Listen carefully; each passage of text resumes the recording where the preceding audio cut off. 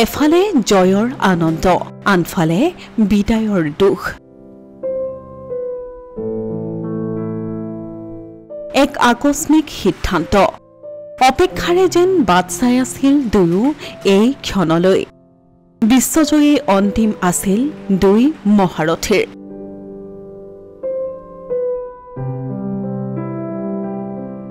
প্ৰাপ্তিৰ পাছতেই দুই মহাৰথীয়ে ঘোষণা কৰিলে বিদায়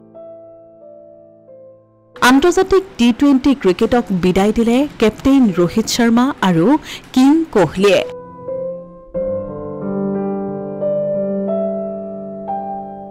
শেষফালে সকলো ভাল এই কথা হয়তো তেওঁলোকে মনে প্ৰাণে বুজি পাইছিল হয়তো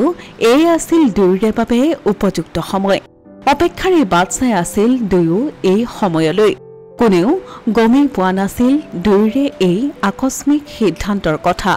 অৱশ্যে একাংশৰ মাজত চৰ্চা চলিছিল বিশ্বকাপৰ পাছতেই বিৰাট ৰোহিতে বিদায় জনাব আন্তৰ্জাতিক টি20 ক্ৰিকেটক এই অনুমান ঠিকই প্ৰতিপন্ন হল শনিবাৰৰ নিশা এফালে বিশ্বজয়ৰ আনন্দ আনফালে বৰ্তমানৰ টিম ইণ্ডিয়াৰ দুই স্তম্ভৰ আচম্বিত ঘোষণা শনিবাৰে অনুষ্ঠিত টি20 বিশ্বকাপৰ ফাইনেলত দক্ষিণ আফ্ৰিকাক পৰাস্ত কৰি সুদীৰ্ঘ 17 বছৰৰ পাছত দ্বিতীয়বাৰৰ বাবে বিশ্বকাপৰ খিতাপ দখল কৰে টিম ইণ্ডিয়াই এই সোণালী সময়ৰ মাজতেই টি20 আন্তৰ্জাতিক ক্ৰিকেটৰ পৰা বিদায় ঘোষণা কৰে বিৰাট কোহলি আৰু ৰোহিত শৰ্মাই I don't make decisions like this. Matlab, whenever you feel inside what is right, I try and do that. That has been my nature also when I captain the team. What I feel inside is what I want to do. तो इतना आगे का या पीछे का मैं ज़्यादा सोचता नहीं हूँ कि उस वर्ल्ड कप के बाद ये वर्ल्ड कप खेलता या नहीं खेलता ऐसा इतना आगे का मैं नहीं सोचता हूँ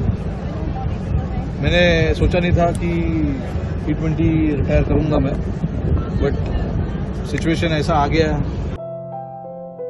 এফালে এই বিশ্বজয়ৰ পাছতেই ভাৰতীয় দলটোৰ প্ৰশিক্ষক ৰাহুল দ্ৰাবিড়ৰো কাৰ্যকাল শেষ হয় টি20 বিশ্বকাপলৈকে আছিল দ্ৰাবিড়ৰ কাৰ্যকাল